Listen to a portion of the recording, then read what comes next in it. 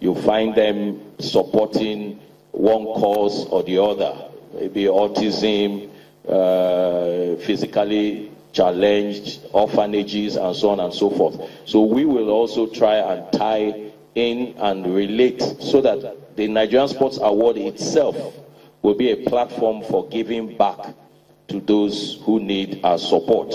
Those causes will probably be chosen by the awardees themselves. For example, Olumide may decide that a certain percentage of his award will go to Motherless Babies Home. Falilat may decide that hers will go to another cause. So it will depend on the awardees in terms of the choice of those areas of corporate social responsibility. So that's it, Kweku Tando, emphasizing on the need to rejig the Nigerian Sports Award. And I like what he just said about promoting causes. Like Joseph wins an award and you say, look, I want to dedicate this award to charity the growth, of your choice, or even special sports. For instance, I will use by virtue of being the award winner to propagate message on why we should support special sports. And you know what that would do? That would develop special sports and also spur you to do more. Absolutely, and to create more awareness and make it more meaningful. You know, not just an award, but something that would contribute to lives that we can see. And it's something that is very noble. We have something like that in the MPFL. We had the goal of the week. You know, you get to donate to charity of your choice, and now they are introducing it, something that has not been done. I just love what he said. They want to rejig it and make it more viable and make it more, to play more into the sports, and so that people can really see the relevance of it. It's not just in awarding trophies or giving awards, but something that would have, social responsibility. People would actually feel the impact of it, and it's a noble development, I must say. Okay, so that's it with the Nigeria Sports Award. We're waiting for it, November the 24th. That's when we'll be done. So all of the things that the committee have been talking about, when it's done, we'll give them their scorecard. Let's get on with the show now. I'll talk about, we're having the Lagos Swan Week, the Sports Writers Association of Nigeria, Lagos chapter.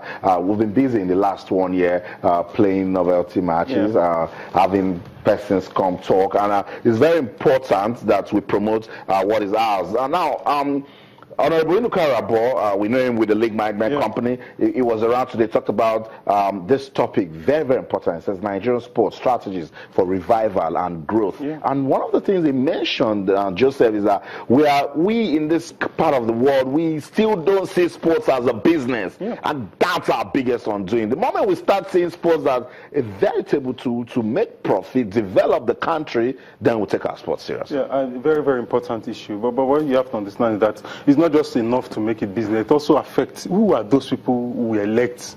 Because it's not just, because if you look at it, we need to elect people who see it as a business. Right now, what we see is that we elect people who are so used to government subventures.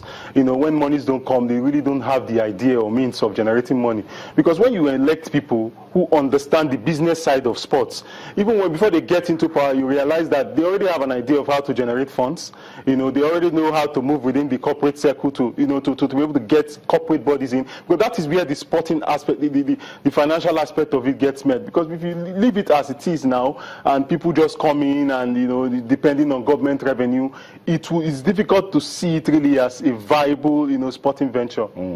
I totally agree. So that's it. We'll put together everything that happened at that seminar and then talk on it again. Let's move on and talk about the Nigeria Women Premier League Super 4. Yes, that one gets us excited because we've seen 14 weeks of football in Nigeria Women's Football League and there was no controversy, no walkovers. And Joseph, you were part of those persons that said the league needs to impress us so that to get more following. You should be more than impressed. Yeah, I'm quite happy, that we were able to go 14 weeks with the exception of the penultimate week where they had issues in Adamawa and Bayelsa. It was really a smooth sail, I must say. I must commend Aisha Falode for what they've done, and I actually thought they would bring it to Lagos, but in the home of all corporate. But I understand the issues that they have. They have serious constraint and financial constraint, I must say. And Aisha Falode is from Edo State. I mean, I guess this maybe is at the heart of the decision, and maybe she found it quite easier to sell to her governor. And it's just fantastic. I just love the way they were able to go through 14 weeks without any hitches, no problem. They were able to resolve the issues that came up briefly, and the league ended peacefully. And now the Super 4 is here, and I love. I was listening to her earlier, and the day said it's very, very important that we brand it and make and get more corporate bodies in. It's a major issue that they have now, getting corporate bodies in.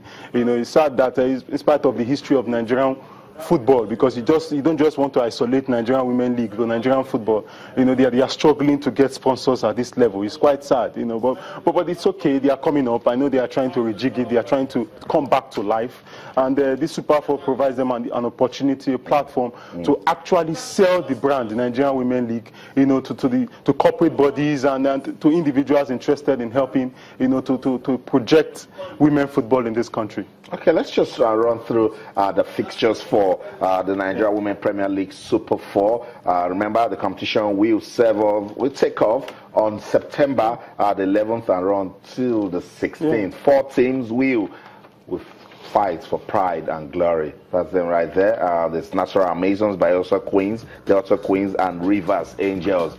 For day one, Natural Amazons will get proceedings on the way with Bayelsa Queens. Bayelsa Queens group leaders from Group A. Then the next day, we're going to see Delta Queens taking on Rivers Angels. Day 2, Rivers Angels take on Natural Amazons. Bayelsa Queens will take on Delta Queens. Now, the games will be played rubbing round games formats. The 4 teams will play each other. The top 2 will qualify for the final. So that's it, 11th till the 16th of September. Benin City, Edo State. That's where the Super 4 will be going down. Hopefully, the Edo State government are doing a lot to develop sports. So now with the Super 4 coming to Benin City, and of course, with this, they will go to the stadium, look at it, and see ways they can even get it better. It's Sports Tonight on Channel Steve. We're taking a look at all that is going on in the world of sports, particularly the NWPL Super 4. Let's go on a quick break. When we'll come back, there's still so much to talk about. Don't go anywhere. Stay.